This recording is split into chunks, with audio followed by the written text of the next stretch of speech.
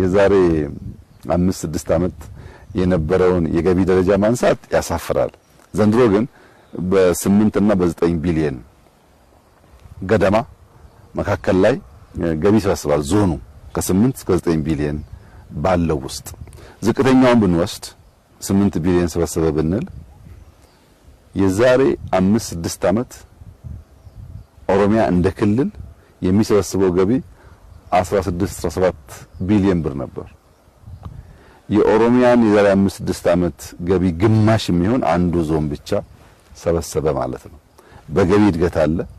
በሴፍቲ የታሰሩ ሰዎች ነፃ ወጥተዋል። ወደ ሚቆጠር ካሽ ደግሞ ብትወስድ ከሰሜን ሸዋ በቀን 500,000 ሊትር ወተት ወደ ከተማ ይሄዳል።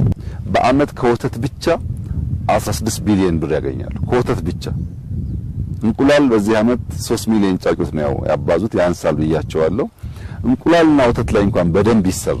ለምሳሌ ወተቱ 500,000 የሆነው በጥቂት አመታት ውስጥ በአርቲፊሻል ኢንሴሚኔሽን እያባዙ ስለሆነ 1 ሚሊዮን ሊትር ማምረት ቢችሉ አውቶማቲካሊ 30 ቢሊዮን ገቡ ማለት ነው በአመት። ይህ ትራንዛክሽን በብዙ መልኩ የአርሶ አደሩን ላይፍ ይነካል።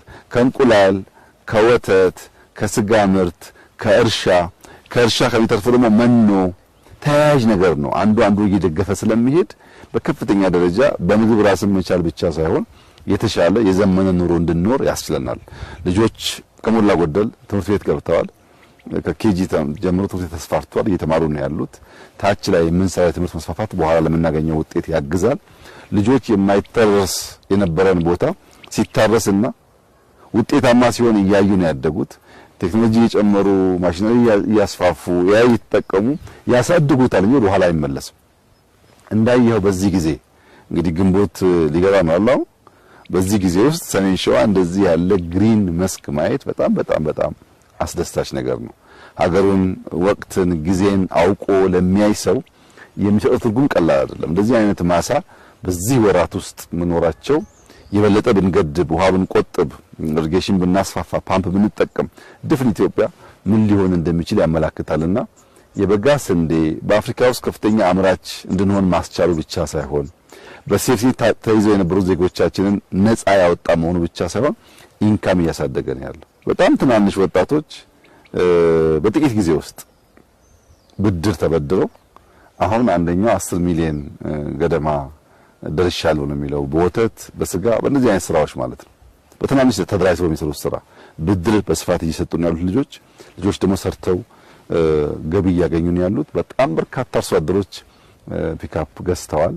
ወተታቸውን፣ እንቁላላቸውን ከተማ የሚወስዱበት። ይሄ እንግዲህ ወደ ኳሊቲ ላይፍ ሙሉ መኪና መኖር፣ እርሻ ማለት ብቻ ሳይሆን ቤትን ማጽዳት፣ ከባቢን ማጽዳት፣ ጤና መጠበቅ፣ የተስተካከለ አመጋገብ ስርዓት መከተል እየሆነ ሲሄድ በሌላው ዓለም እንደምናየው ጥሩ ገበያ ያለው በዛም ልክ የሚኖር አርሶ አደር እየፈጠርን እንሄዳለን ማለት ነውና የበጋ ስንዴ በእጅጉ አስደሳች ውጤት ያየንበት ለኢትዮጵያ የማይናቅ የኢኮኖሚክ እድገት ለማምጣት የሚያስችለው መስክ በትክክል ካለመመራቱ የተነሳ ውጤቱ ዝቅተኛ ሆኖ የቆየ ቢሆንም በየአመቱ እያየን ያለነው ውጤት አስደማሚ መሆኑን ያመለክታል። አንደኛው እንግዲህ ክላስተር ነው።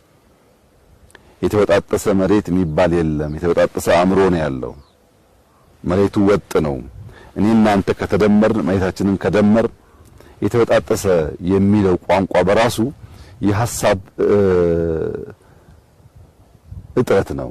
መሬቱ እንደምታየው ወጥ ነው። ሰዎች ናቸው በኢማጂነሪ ቦርደር እያበጁ ሸነሸኑት እንጂ ወጥ ነው። ክላስተር ስናደርግ እንደዚህ ያለ ወጥ መስክ ሆነ ማለት ነው። ትራክተር ሲጨመርበት፣ ግድብ ሲጨመርበት፣ ፓምፕ ሲጨመርበት በአንድ ጊዜ የኮመርሻል ፋርሚንግ አይነት ቅርጽ ይይዛል። እንግዲህ 330 ሚሊዮን ኩንታል ስንዴ በአመት ማምረት ማለት በቀላል የሚታይ አይደለም። በድፍን አፍሪካ በዚህ ደረጃ የሚያመርት ሀገር የለም። ይሄን ደግሞ ሳንዘናጋ አሁንም የቀሩ ቦታዎች ቴክኖሎጂ መጠቀም ብናሳድግ ባጭር ጊዜ ውስጥ 500 ሚሊዮን ኩንታል መግባት እንችላለን፣ ብዙ ሳንቆይ ማለት ነው።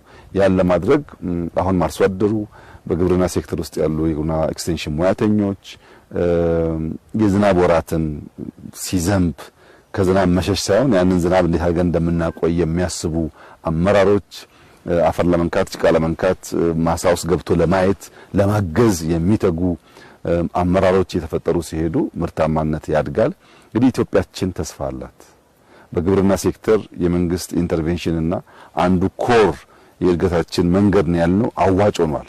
ልክ እንደ ኢንዱስትሪው፣ ልክ እንደ ቱሪዝሙ፣ ልክ እንደ ማይኒንጉ፣ ልክ እንደ ቴክኖሎጂው ግብርና ራሱን አስችሎ አመርቂ ውጤት እያመጣ ነው ያለው። አሁንም ብዙ የማደግ ፖቴንሻል ስላለው እንበርታ፣ እንስራ፣ እንማር፣ እናሻሽል።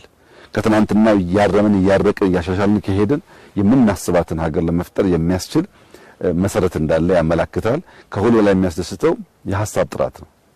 መድፈር፣ መሞከር፣ መፍጠር፣ ከፈጠርን በኋላ መፍጠን፣ ማሰናሰል፣ ለትልቁ ነገር መጓዝ የሚለው ህልማችንና እሳቢያችን ፍሬያማ እየሆነ ነው ያለው። በዚሁ እንድንበረታ፣ እንድንሰራ፣ እንዳንቆም በጥረት በልፋት በላብ ብቻ የሚገነባ ሀገር እንድንመሰረት ልጆቻችን ስንጥር ስንለፋ ስንተጋ እንዲያዩ ከዚያ የሚገኘውን ውጤት በጋራ ሃርቨስት ማድረግ እንድንችል ያንን ባህል መለማመድ ማሳደግ ያስፈልጋል። ሁሉም ቀን መጠቀም አለብን። ሁሉንም ወቅት መጠቀም አለብን።